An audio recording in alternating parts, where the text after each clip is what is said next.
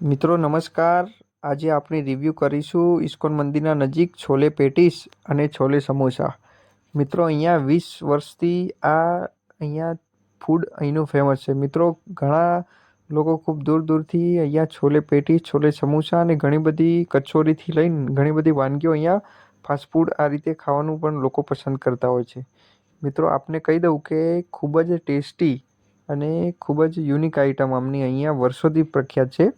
એક છોલે આલશે, સમોસા નાના નાના ટુકડા, બાદમાં આ છોલે પેટીસ છે, છોલે પેટીસ અને બાજુમાં દહીં એમની ખૂબ જ સારામાં સારું દહીં અને છોલે પેટીસને આ બધું તમે ભોજન કરી રહ્યા હોય, નાસ્તો કરો ત્યારે આ દહીં ખૂબ જ આનું યુનિક હોય છે। મિત્રો અહીંયા તમે ગમે ત્યારે આવો ત્યારે વેઇટિંગ જ અહીંયા તમે લોકો જોવા જ મળશે। સાંજનો આ ધંધો છે મિત્રો, અને ઇવનિંગમાં તો આપ ગમે ત્યારે આવો ત્યારે લાઈન જ લાગતી હોય છે। મિત્રો તો આ રીતે એમનું મેનુ પણ છે, આ રીતે બનાવતા હોય છે અને લોકો અહીંયા એમને ટેબલ પણ આ બાજુ મૂક્યા પણ હોય છે, ત્યાં પણ આપ શાંતિથી બેસીને નાસ્તો કરી શકો છો મિત્રો।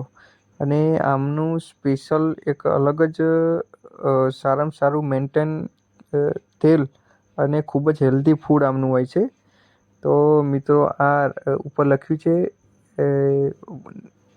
આઈટમનું ભાવ અને આ આપણી કચોરી। મિત્રો હું ખાસ તમને રિકમેન્ડ કરીશ કે અહીંની કચોરી ખૂબ જ ફેમસ। છોલે સમોસા અને રગડા પેટીસ તો બધું ખાધું આપણે, પણ અહીંયાની કચોરી એટલે એક નંબર મિત્રો। આ તમે આ સ્ક્રીન ઉપર દેખી રહ્યા છો આ કચોરી, એની કચોરીની ચટણી ખૂબ જ આખી અલગ જ હતી ચટણી ખાવામાં અને ખૂબ જ ટેસ્ટી હતી મિત્રો। તો આ તમે દેખશો આ રીતે લોકો લાઈન હોયા જ કરે છે, તમે ગમે ત્યારે જાઓ। અને આનો ભાવ તમને કહું તો અમે જે લાસ્ટમાં કચોરી ખાધી તો એ કચોરીના 40 રૂપિયા હતા। તો આ રીતે તમે અહીંયા નાસ્તો કરી શકો છો। અમદાવાદના ખૂબ જ જાણીતા પ્રખ્યાત રાશિ નાસ્તાવાળા, તો એમના ત્યાં તમે જઈને નાસ્તો આ ઉપર લખેલું છે દરેકના ભાવ, તો મેનુમાં પણ જોઈ શકો છો તમે। અહીંયા ખૂબ સારું ફૂડ મળશે, તમે જગ્યા રિકમેન્ડ કરીશ મિત્રો। અને આ પ્રકારની એમની દુકાન છે।